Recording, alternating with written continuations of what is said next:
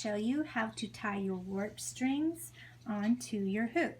So your warp strings are the strings that you weave on, and the string that you weave with is called the weft, and we'll be reinforcing that concept throughout this demonstration video. So if you don't quite get it right now, it'll be really obvious once I'm finished tying on the warp strings.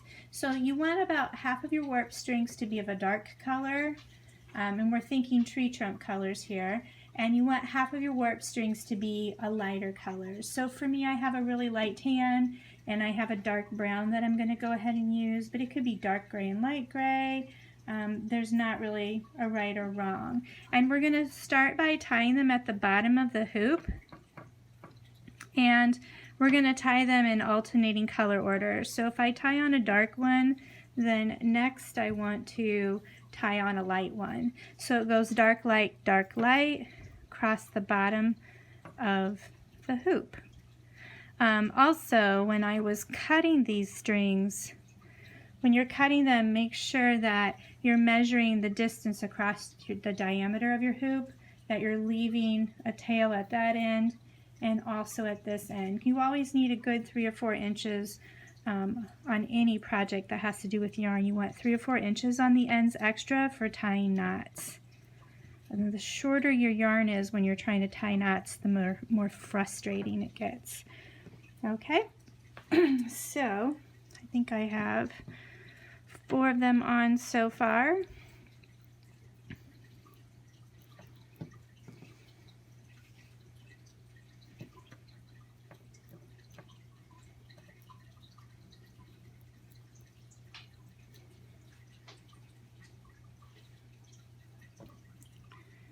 This should be 6. You want at least 6. I do recommend more than 6. I recommend 8. 9 is a really good number to have. You probably aren't going to want more than, you definitely don't want more than 12. 12 might even be a lot. 9 is almost like the perfect number, but it doesn't have to be that. It'll still, that's why I'm doing mine with 8 strings, because I wanted to show you what to do if you end up with odd number of strings when we go to make your branches later. But 9 is, if you're a perfectionist, I recommend 9. Okay, so you see all those, they're close together. I'm going to even scoot them even closer together if I can. Okay, then these little tails I'm going to leave hang off the bottom. Okay, and those are supposed to be my tree roots. And I did such a good job tying my string on, my tree roots don't look very big. So if I end up with extra yarn, I am going to go back in with some of my extra pieces and just tie a couple extras at the base so that it shows good, long, strong tree roots. Because what you have hanging at the bottom, that's going to symbolize ancestors and roots. Okay, so first one was this dark one at the edge. What I'm going to do is stretch it across the hoop, and I don't want it to go straight up across the hoop. I'm going to angle it out a little bit towards the side. And it can be tricky when you're tying on the side of your hoop like this right here. So what I'm going to do is sort of wrap it around 2 times, and then see how that comes in at an angle there? I'm going to put that string under it so that when I pull it, it kind of pulls it up and holds it in place. And then I'm going to tie this on. Okay, and I'm going to cut off the extra. Whenever you're cutting off extra, leave a good inch. Okay, if you're cutting it too close to the knot, it's just going to come undone. And later, when we weave in leaves, these will get hidden anyway, those little tails. Okay, so now I'm ready for a light string. I'm going to come over maybe 1.5 inches away from the one before it. Leave a little space.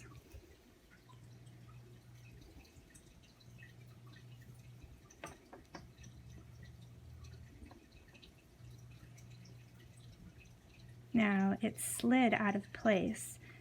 I'm going to have to slide it back before I tighten it. if you want to, if you're finding that yours slide out of place a lot and it's frustrating you, you can take a piece of blue painter's tape, sort of tape it on right there to kind of hold it until the weaving gets going. And once we weave the tree branches, they won't slide out of place anymore. And I totally recommend the blue painter's tape because it's designed to peel back off, so it's not going to leave any sticky residue. If you use plain masking tape leaves a pretty gross sticky residue, and that's never good for a weaving project. So this string's going to come up like that, leaving a little space, and I'm going to do that all the way across. Okay, so I have finished tying my warp strings onto my hoop. You can see they make sort of a clamshell formation because they're close together at the bottom, and then at the top they're spread out like 1.5 inches to 2 inches apart. So those are the warp strings, and we're going to weave back and forth and back and forth. And once again, it's important that they're going dark, light, okay, or alternating colors. It doesn't matter if it's light, dark, just as long as it's alternating. And then I'm choosing this medium gray brown to be my weft. My weft is the string that's going to weave back and forth in between them. So to get started, I'm going to tie my weft onto the dark string. You don't have to do this, you can just leave a little tail hanging down, but it's handy for some people. And I'm going to, I started on the right side, now I'm going to weave to the left. I'm going to go under my dark strings. So I'm going to pick up only dark strings and put my bundle of weft underneath them, and then I will pull this towards the left. Okay, now I'm going to go back towards the right. We always go left, right, weaving back and forth. When I go to the right, I'm going to go under the light strings. So going to the right, under the light, I'm picking up only light strings, and I am placing my bundle of weft underneath them. And then I'm pull. And what I'm going to do is as I pull towards each side, it's going to snug in the edges of my weaving. We're going to make a tree trunk shape. So as I weave up, you're going to see the edges of my weaving come in like this. Okay, so I'm ready to go under just dark strings now, going towards the left with my weft. Pull it tight, and then I need to also do what's called packing down. Use my fingers to push that down as far as it goes. Okay, and then back to the right under the light. Just having that dark light helps you remember we're actually creating an over one under one pattern that way. Okay, so I will repeat this back and forth until I have about 3 inches of tree trunk. And after you've gone back and forth a few times, you can really start to pack that down pretty well. The first couple of passes never pack down well, but really get it compact. So the more I pack it down, the more my tree trunk will look this color. The more loose I leave it, less packed down, the more these colors will show through. So if I wanted a blended look of all 3 colors, then I just wouldn't pack it down so hard. Okay, but it is important though to just give it a good little tug so that you're pulling those edges in. Okay, whoops. I'm going to weave for a little bit and then check back in with you when I've managed to make a tree trunk. I think I'm going to go for about, this is a really tall hoop, so 3 inches is good, maybe 3.5, because I want to think about 1/3 of this being for my trunk and 1/3 for some branches, and then leaving the top third for my green canopy. So that's how I'm thinking ahead. So just a little note on yarn. When I started weaving this trunk, my weft yarn, what I did to measure it is I took a piece in my right hand and then I stretched it out. I held my arms out as far as I could to my sides so that I was measuring this yarn fingertip to fingertip with my arms outreached. That seems to be a really great measurement for working the trunk. It gives you enough for a trunk. The piece is long enough that you don't have to keep stopping to start a new piece, but it's also short enough that it's not tangling up and frustrating you. So that's my recommendation on the length of yarn for weaving your trunk. You might find that you need to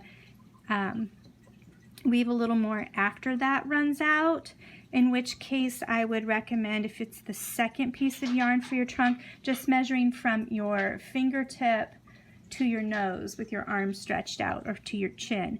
And then when it's time to weave branches, you'll measure from your fingertip to your chin again with your arm stretched out. That seems to be a good length of weft yarn for weaving branches. And then also the thickness of the yarn. I'm just using your regular worsted weight Super Saver Red Heart yarn that you find at most craft stores or Walmart. But if you have a younger weaver who you think wants to weave, but they might not have the patience to see this through because there's a lot of like repetition and time involved with making your passes back and forth, you could pick out a thicker yarn, chunky weight yarn. They'll get the same effect, but the weaving will go super fast. So that's something to consider for your younger friends who maybe have a attention span that is shorter. So I have finished weaving my tree trunk. You can see that by pulling this tight each pass, I've made a straight edge. Kind of looks like a fan shape now. Now we're going to think about making groups of these strings into tree branches. 3 is really easy to weave together, and then 2 weaves together pretty well too. But I wanted to show you what will happen if you have just 2. And 3 makes the stronger weave, but they're all doable. So I have a little tail here left over from when I finished the tree trunk. I'm just going to leave it, and I'm going to weave it into one of my branches. Some people like to tuck that around the back, maybe hold it with a little piece of tape. You can do whatever you want because it's your art project. My piece of weft string was the length of my arm from my fingertip to my chin. I'm just gonna work on these 3 right here and make this into a branch so you can see me weave in this tail here. Okay, so I'm gonna ignore these other strings for a little bit. And what'll happen is just by weaving back and forth on these 3 strings, I am going to end up pulling them in tight together, sort of like this, to create a branch. We're only going to go like maybe 2.5 inches, no more than 3, because we still need room for the greenery at the top. So I'm going to go under my dark one. I'm going to actually tuck this tail behind so it's not in the way of your, I don't want to confuse you with too many tails. Okay, now I'm going to go back to the right under the light, and I'm going to pretend this tail is part of this string here, so I'm going to go under it as well. So remember, I'm just doing this group of 3, and then under the dark one going to the left, and then under, I'm picking up each of these light ones and passing my weft string under it, going back towards the right. So I've kind of wrapped up this tail in that edge right there. I can go ahead and trim it off so it's not confusing me anymore. And I'm going to go a pass to the left under, whoops, under my dark string. See how it's starting to form its own little weaving going off that way? And back under, towards the right under the light. And I'm just going to keep doing that until I have a tree branch. And then I'll do it for these 3 right here. Okay, and I'll also do it for these right there. And I'm going to pause this branch to show you what it looks like when we're going to weave on just 2 strings. So I'm going to go ahead and tie this on for a minute. And so when you're weaving on just 2, you're going to go to the other one, you're going to go under it. So then I'm going to go back to the brown one. Oops, I'm getting caught in the edge. And go under that. Then back to the light one and go under that. and then back to the brown one and go under. And just by repeating that, you're sort of doing like a figure 8 around both of the strings, and it'll create its own little branch. It'll be a cute branch, but it's not quite the same as weaving across 3.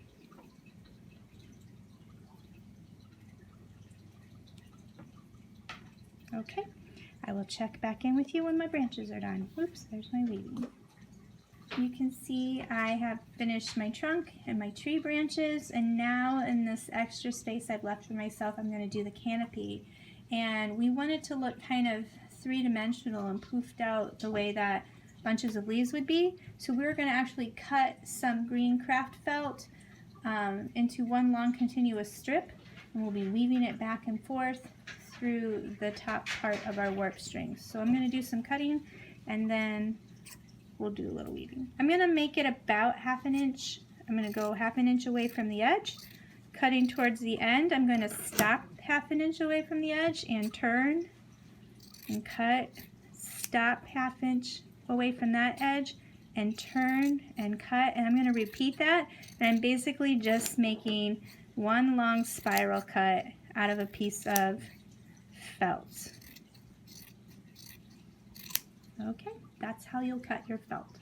I have cut my felt scraps into long continuous pieces, and I can go ahead and start to weave with them. So right now we're going to pick up weaving all the way across, going under the dark strings as we're working towards the left. And this does take a little more time just because you're pulling something uneven through the weaving. So if it helps you, you can make this a shorter piece. So I'm just picking up dark strings and shoving the felt under them. And here's where it doesn't need to be perfectly flat. In fact, if it's twisted a little bit or looping up, it's going to help it look more like a tree canopy.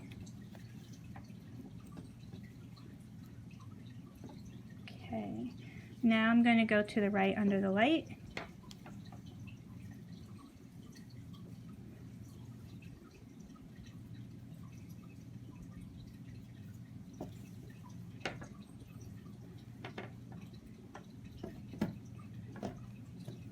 Okay, and to the left under the dark. And I'm going to keep repeating this until I have filled all of the space between my branches and my hoop.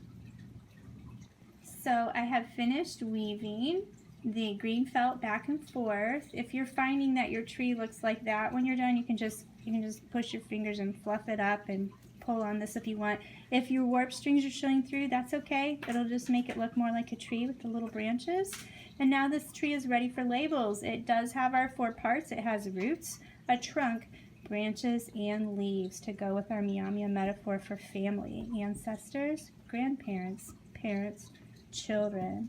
So that's how you create a tree weaving on a hoop, and you can refer back to the main art lesson to explore making your labels.